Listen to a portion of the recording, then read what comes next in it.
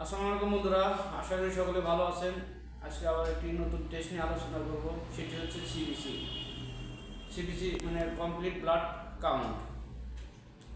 CBC কেন করা হয় ল্যাবে তা নিয়ে আমি বিস্তারিত আলোচনা করব। এর সকল প্যারামিটার নিয়ে আমি আলোচনা করব, কী কী রোগের কারণে কী কী ব্লাড সেল বেড়ে যেতে পারে বা কমে যেতে পারে সেটি নিয়ে বিস্তারিত আলোচনা করব। আমরা দেখতে থাকবো। অবশ্যই ভিডিওটি বড় হবে, আগে বলে নিচ্ছি, ধৈর্য সহকারে দেখুন।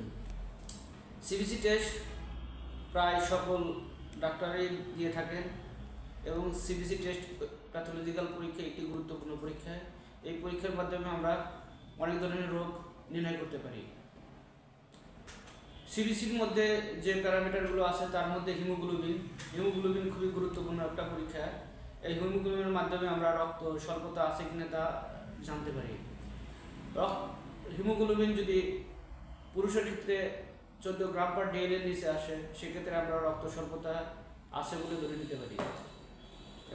এবং মহিলাদের ক্ষেত্রে হিমোগ্লোবিন যদি 11 গ্রাম পার ডে এর নিচে আসে, সেক্ষেত্রে আমরা রক্ত স্বল্পতা আছে বলে আমরা ধরে নিতে পারি। সিবিসি প্যারামিটারের ভিতরে ইএসআর একটি গুরুত্বপূর্ণ পরীক্ষা। এই ইএসআর এর মাধ্যমে আমরা অনেক জটিল রোগ নির্ণয় করতে পারি বা ধারণা করতে পারি। ইএসআর সাধারণত যে সকল রোগের কারণে বাড়ে সেগুলো হচ্ছে টিউবারকুলোসিস, টিবি হলে বেড়ে যেতে পারে, কার্সিনোমা মানে ক্যান্সার হলে বেড়ে যেতে পারে, ক্রনিক পালমোনারি ইনফেকশন হলে বেড়ে যেতে পারে, রিউমাটয়েড আর্থ্রাইটিস হলে বেড়ে যেতে পারে ইএসআর। সিবিসির মধ্যে আরেকটি গুরুত্বপূর্ণ প্যারামিটার হচ্ছে আরবিসি কাউন্ট সাধারণত সামান্য পরিমাণ বেড়ে যেতে পারে যদি ডেঙ্গু রোগী হয়, বা ডেঙ্গু রোগ হলে আরবিসি কাউন্ট বেড়ে যেতে পারে। এবং সিবিসির মধ্যে আরেকটি গুরুত্বপূর্ণ হচ্ছে ডাব্লিউবিসি কাউন্ট। ডাব্লিউবিসি কাউন্ট বিভিন্ন কারণে বেড়ে যেতে পারে। তার মধ্যে গুরুত্বপূর্ণ হচ্ছে bacterial infection, chronic infection, viral infection এবং কিছু ড্রাগের কারণে ডাব্লিউবিসি পরিমাণ বেড়ে যেতে পারে, অ্যালার্জিক রিয়াকশনের কারণে বেড়ে যেতে পারে, বোন মেরু ডিসফাংশন হলে ডাব্লিউবিসি পরিমাণ বেড়ে যেতে পারে, এবং ক্যান্সার হলেও ডাব্লিউবিসি পরিমাণ বেড়ে যেতে পারে। ডাব্লিউবিসি প্যারামিটার ভিতরে আবার ডিসি ডিফারেনশিয়াল কাউন্ট আছে, সেটা হচ্ছে নিউট্রোফিল, ইসোনোফিল, লিম্ফোসাইট, মনোসাইট এবং ব্যাসোফিল।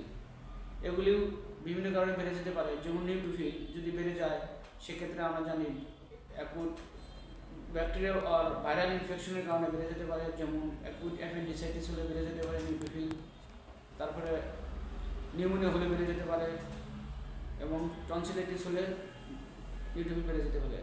এবং নিউট্রোফিল কমে যেতে পারে যে সকলগুলোর কারণে, যেমন টাইফয়েড হলে, ম্যালেরিয়া হলে, মিজেলস হলে, এগুলির কারণে নিউট্রোফিলের পরিমাণ কমে যায়।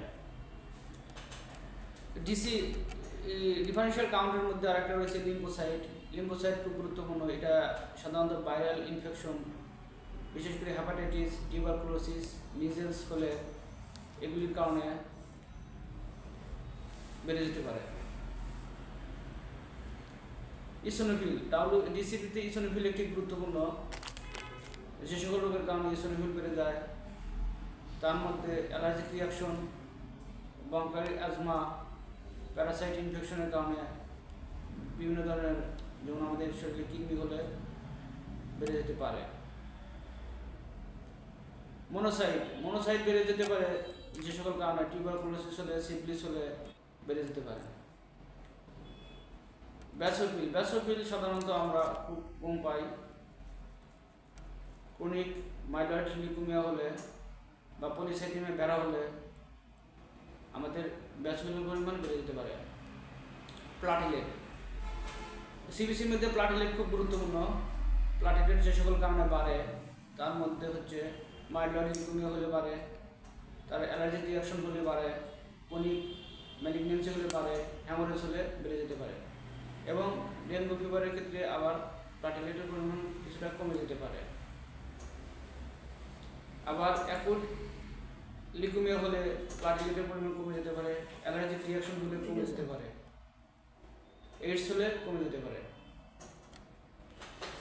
সিবিসির মধ্যে আরও কিছু প্যারামিটার আছে, সেটা হচ্ছে পিসিবি, এমসিবি, এমসিএইচ।